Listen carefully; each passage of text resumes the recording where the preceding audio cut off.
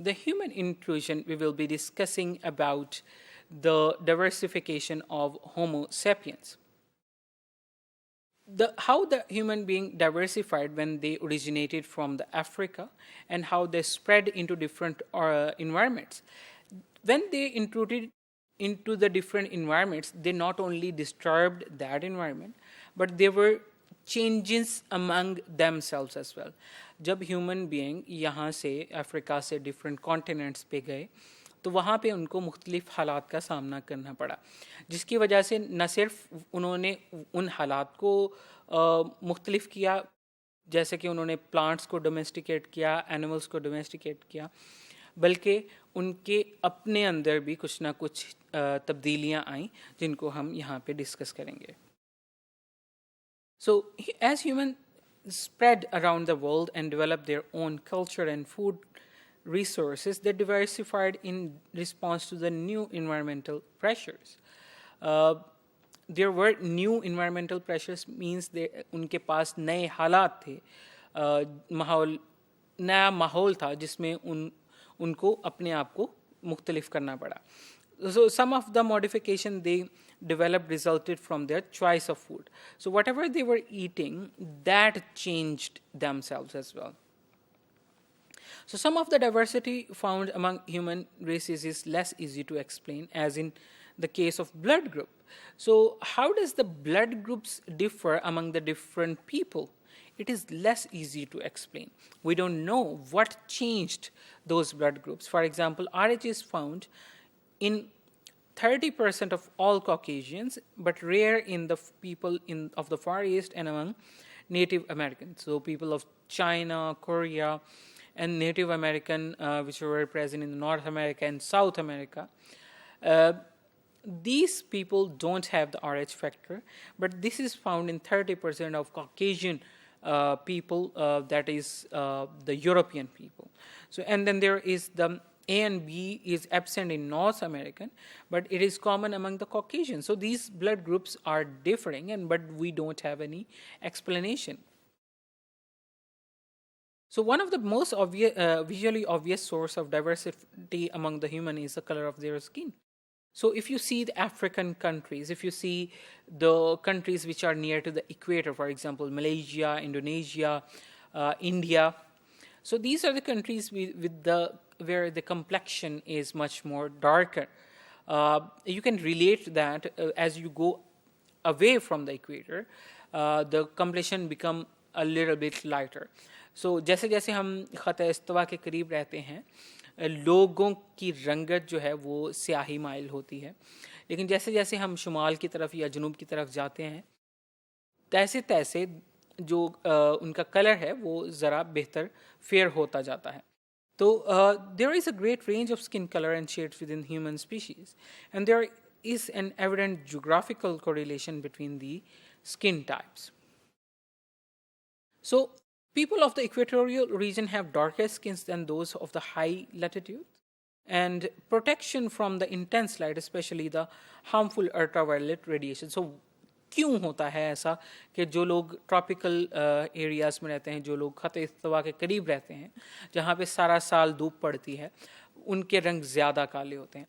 The reason being is that there is a harmful radiation in the sunlight, which is called ultraviolet radiation, and this radiation is responsible for causing skin cancer. So अगर कोई इंसान जो कि fair रंगत का हो, he has more chances of getting skin cancer if he is living or she is living in a tropical country. And अगर रंगत ज़्यादा से ही माइल हो या गंधमी रंगत हो, तो then chances are less due to the and it provides the protection. The pigments which are present in skin, these are providing protection against the ultraviolet radiations. Ultraviolet radiation can cause skin cancer and is also responsible for the destruction of certain B vitamins such as folic acid in the skin. So a positive advantage of lighter skin color in the people of high latitude is, like everyone, they need vitamin D, which is the manufactured in the skin from the biochemical precursors when exposed to UV rays. So ultraviolet rays जब fair skin के ऊपर पड़ती हैं तो vitamin D भी पैदा होता है. तो this is sort of productive or advantageous as well. Not only it is causing skin cancer, it is giving you vitamin D as well. So this vitamin is required for the calcium metabolism and the bone growth. So the people with the dark color, they won't be able to get this much vitamin D if they are not exposed to the high intensity of the sunlight.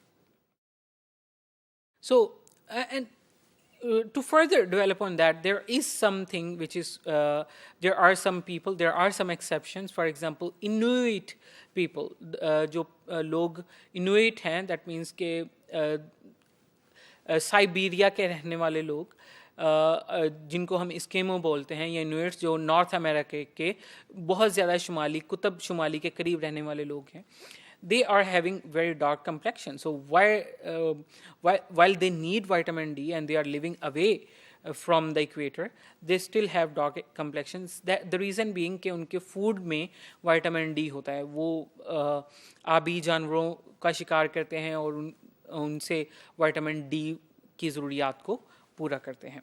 And then one good example is the blood condition called sickle cell anemia. As its name suggests, causes anemia and other malfunction of the blood system. So there are certain regions in Africa which are having the people, which are up to 20% of the people containing the gene for the sickle cell anemia. In West Africa, the genes for the sickle cell anemia occurs over 20% of the population. So when people were forcibly transported from West Africa to North America as slaves, the gene for the sickle cell anemia become distinctively less advantageous. So here it talks about that there is some certain advantage for the sickle cell anemia. And what is that advantage? That the sickle cell anemia, if one allele for the sickle cell anemia is present, then it occurs as a carrier state. And in that carrier state, this protects an organism or the human from the malaria. The malaria is also predominant in the African and West African countries. वहाँ पे जो है वो malaria की वबा बहुत ज़्यादा है.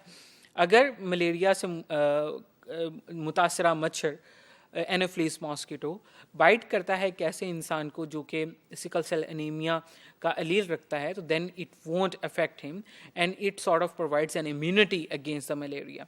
So the people who are living in that region, that's why they have high incidence of sickle cell anemia allele and high prevalence of this particular allele in their genes, because this allele is advantageous for them. अब यही लोग एक ज़माने में इनको जहाज़ों में डाल के ग़ुलाम बना के नॉर्थ अफ्रीका, जो कि मॉडर्न डे यूएसए है, यूनाइटेड स्टेट ऑफ अमेरिका है, वहाँ पे ले जाया गया. Now they were not expose to that environment, they didn't have the mosquitoes, there less malaria chances. So now this allele became less advantageous for them, and now incidence has dropped to 5% for the sickle cell anemia. So in the Central America, where malaria remains a greater risk, the gene is still found in 20% of the people of Africa, African origin. So जो लोग Africa से आए थे उनमें 20% लोगों में sickle cell anaemia था.